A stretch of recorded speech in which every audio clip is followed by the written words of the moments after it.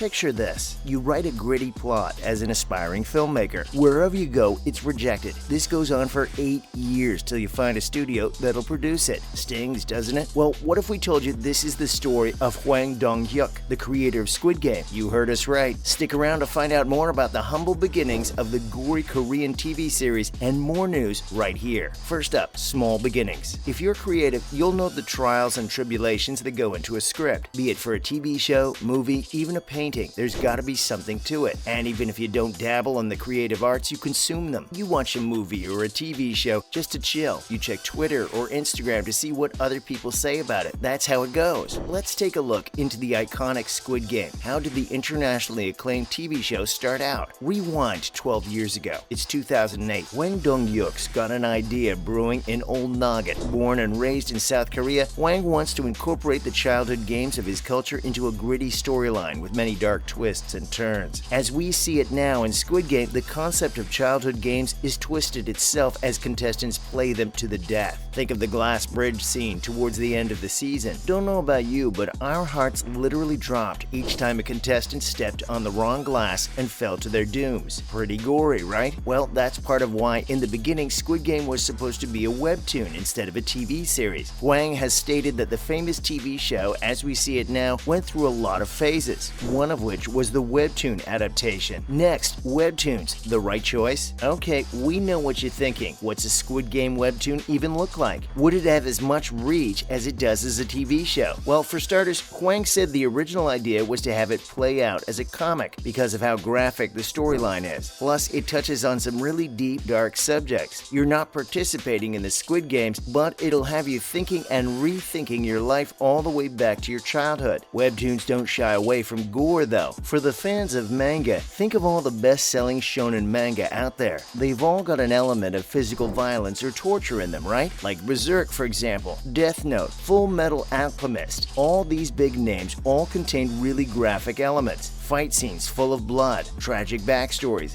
death, they've got it all. If Squid Game had gone down the route of a webtoon, it'd have been the most unsettling manhwa out there, with the violent parts placed strategically for full impact. Hwang wanted to be strategic. You gotta be. It's part of being a storyteller. Build up the suspense just right, get the audience hooked. He was worried the storyline wouldn't do well on the small or big screen because of how complex it was. He decided he'd make it into a webtoon first and then maybe adapt it into something live action. And now for the jump into live action. Yes, there was a lot of planning and ruminating. You'd be surprised to know that many K-dramas have started out as webtoons. Netflix's The Sound of Magic is a prime example. Set to release sometime in 2022, the show is adapted from a Korean webtoon called the Nara Sumanara, which was published in 2010. The fan base for this one is huge, and now with its live adaptation, they're hyped as ever. Smart move, right? Adapting a comic with an already established fan base is one way to go about it. For Squid Game, this wasn't totally the case. Hwang never published the webtoon for the world to see, he just created it for his own reference. To be honest, now that we've seen the show, we're dying to see the original webtoon too. Who wouldn't? Hwang noticed the rise in Netflix's popularity, especially their interest in producing K-dramas and furthering Korean cinema, which was becoming more and more hyped up globally. You can't deny, the global consumption for Korean movies and shows is insanely high, and with Squid Game, you've been consuming it too. Quote, and so working with a global OTT service, I knew that could lead to global success, unquote. Hwang says in an interview with The Playlist. Knocked it out of the ballpark, this one. In a way, Hwang also says he strived to achieve global recognition for Squid Game, like pitching it to Netflix. And thank his lucky stars and ours, that's what happened. Up next, the brilliance of Squid Game's story. Some call it blind faith in the movie, TV show industry. Some call it a calculated move. After all, Hwang Dong-hyuk had been sitting on the script for well over 10 years, trying to get it produced. Be it webtoon or TV show, you can't deny Squid Game's got some killer storytelling. Would it have played out differently as a comic? Sure, but the essence of the story remains the same. Using childhood games as a bigger metaphor for the cutthroat capitalistic society we live in today hits hard. We've all had childhood memories of specific games, no matter what your cultural background is. The adrenaline rush of each game plus the downright horrific killing of the contestants is something that'll stay in your mind for a while, especially now in the context of the pandemic and people having lost their jobs. It's more fitting for Squid Game to be released in 2021 as a TV show show. Hwang thinks so too. In the same interview with the playlist, he said that considering the media environment back then, it just wasn't the right time. 2008 wouldn't have appreciated Squid Game enough as much as 2021 has. With the rise of streaming culture, media is being consumed in such a different way now. Think about it. Hulu, HBO Max, Netflix. These subscriptions sound like a staple to you, right? They wouldn't have 12 years ago. It's so easy for good media to get drowned out by what's hip and what's hot at the moment. Fortunately for Squid Game and Netflix, a story of actual grit, horror, and humor became popular. Literally, it's the most watched show on Netflix internationally as of 2022. Maybe manga fans want the Squid Game Webtoon as much as they enjoyed the TV show. Imagine the changes the plotline had to go through over the course of 8 years. Either way, we can safely say that we're glad Hwang thought this one out, and divine timing did its part. And now in other news, what we know about Season 2 of Squid Game. If you were on Twitter, you'd know the Squid Game official account was teasing about the new season, with a cryptic tweet that says, quote, "It's gonna be," unquote. Hinting at Season 2 news in May, fans went wild. Is the new season releasing in May, or will they announce the official date? Well, your questions are put to rest now, because the new season is gonna come out by the end of 2023 or 2024. Sounds like a long time? Well, it makes sense considering that Hwang Dong-hyuk has spilled that he only has 3 pages worth of ideas so far. He told Vanity Fair that there's not much he can say about the new season except for the fact that there'll be new games. Plus, there will possibly be more on the storyline of the frontman. Hwang leaves us with a cryptic question. Is true solidarity amongst humans possible? Squid Game's Lee Jung-jae's latest endeavors. There's that face we all know and love. Playing the main character of Gi-hun in Squid Game, Lee has risen to great heights in Hollywood as an actor and personality, and he's made his directorial debut as of May 2022. Yes, your boy's an actor and a director too. Hunt is a story along the same lines of violence and class commentary as Squid Game. Set in the 1980s, it explores the paranoia and military tensions between North and South Korea. The film will be screened at the Cannes Film Festival this May. Lee definitely credits Squid Game to the exposure of Korean cinema in Hollywood, stating that the language barrier is not as dividing as it used to be after Squid Game. The rise of Netflix Asia and Squid Game. Not gonna lie, Netflix hasn't been doing too well in some regions. It experienced a 25% plunge in shares in 2022 and is anticipating to shed 2 million. They've lost subscribers in Europe, the Middle East, and Russia. But thanks to Squid Game, Netflix Asia is doing way better in regions like Japan, Taiwan, and the Philippines. A management worker revealed in a shareholders meeting that thanks to Asia Pacific, Netflix is seeing an increase in subscribers from 1 million to 33 million. That's huge. Squid Game definitely set the precedent for this as the highest grossing Netflix show internationally and in Asia Pacific. It's only up from here, we hope. Well, that's all for today's video. Do you think Squid Game would have been better as a webtoon? Let us know in the comments below. Make sure to leave a like and subscribe for more content like this. See you in the next video.